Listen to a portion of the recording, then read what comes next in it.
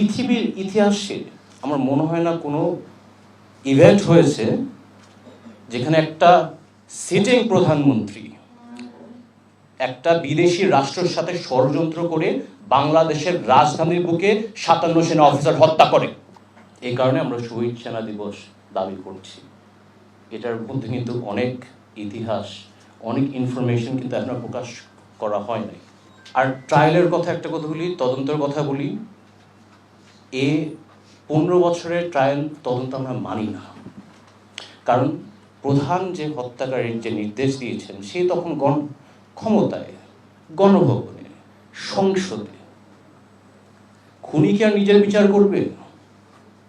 মুখ বন্ধ করে দেখতে হয়েছে কেমনে সে তদন্ত ম্যানিপুলেট করলো, ট্রায়াল ম্যানিপুলেট করলো, ডাল ভাতের কথা বললো, ওই কথা বললো, নীরবতা পালন করে সহ্য করতে হয়েছে। আমরা সুষ্ঠু তদন্ত এখন দাবি করছি, সুষ্ঠু ট্রায়াল দাবি করছি। আকান সাহেবের মতো লোক না যে তদন্ত করে আওয়ামী লীগের নমিনেশন চেয়ে বসছে। আসলে বলেই দিই, মরলে মরছে, ডাজন্ট ম্যাটার। এই হত্যাকাণ্ডের সাথে জড়িত শেখ হাসিনা, ফাজলে নূর তাপস, শেখ সেলিম আর তাদের অনেক লোক আছে যাদের সাথে কমপ্লিসিট। আমি ক্ষমা চেয়ে নয় বলে দিলাম, এটা সত্য। আর ওই নাটক সাজানো এই রহস্যময় আমরা আর চাই না। সাবেক প্রধানমন্ত্রী এই সরাসরি এখানে জড়িত, তাদের আইনের আওতায় আনার দাবিটা আমরা জানাচ্ছি। আর আমি ধন্যবাদ জানাতে চাই এই নতুন প্রজন্মের মুক্তিযোদ্ধা, ছাত্র জনতা, যারা সাহস নিয়ে একটা স্বৈরাচারের হাত থেকে আমাদের মুক্তি করেছেন।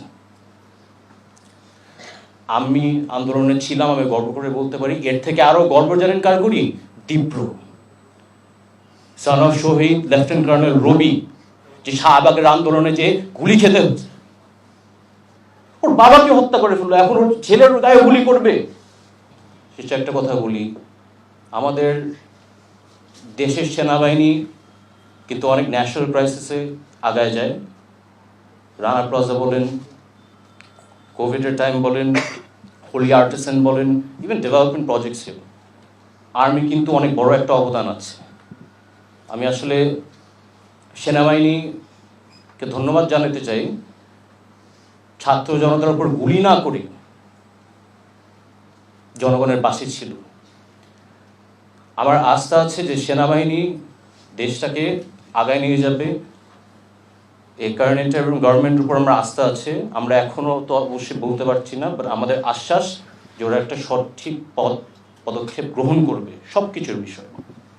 লাস্ট 25 ফেব্রুয়ারি কয়েক স্টেটমেন্ট দেওয়ার পরে এক আওয়ামী লীগ নেতা আমাকে ফোন দিয়ে বলে যে ওনার নেত্রী পিলখানে আমার বাবা মাকে জবাই দিয়েছে, আমি যদি বেশি বাড়াবাড়ি করি আমাকেও তেমনি জবাই দিবে। অনেকে হয়তো বা জানেন না, বাট এটা হচ্ছে বাস্তবতা। আমি ওই লোকের বিরুদ্ধে মামলা করবো না, কোনো জিডিও করবো না, কিন্তু আমি একটাই নিশ্চিত করব, তার সন্তানকে শেখাবো বাবার নীতিটা যদি কখনো অর্জন না করো, কারণ এটা আমাদের পারিবারিক শিক্ষা।